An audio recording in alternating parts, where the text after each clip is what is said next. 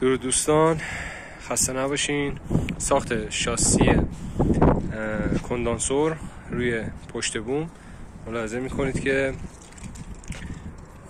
شاسی کندانسور رو در آوردیم، شاسی سینی هم در آوردیم که این لوله ها میفته روی سینی و وصل میشه به کندانسور.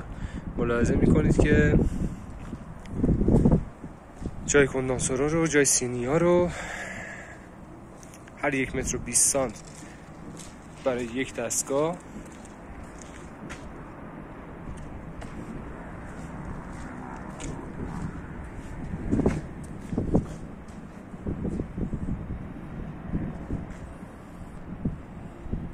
این یه قسمت کار دوستان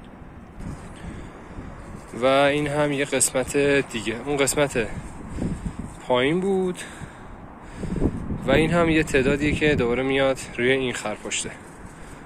ملاحظه میکنید یا جای سینی و جای فریم و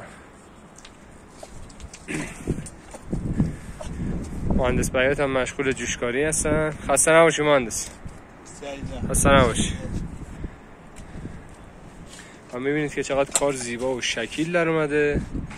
حالا اینا بعدن رنگ میشه، بعدن سینی میاد روش دوستان برای لوله ها و کندانسه هم که میاد روی شاسی های خودش که پایین تر از سینی ها قرار داره که با یه خم ریز به کانکشن ها، لوله ها به کانکشن ها متصل میشه. با تشکر.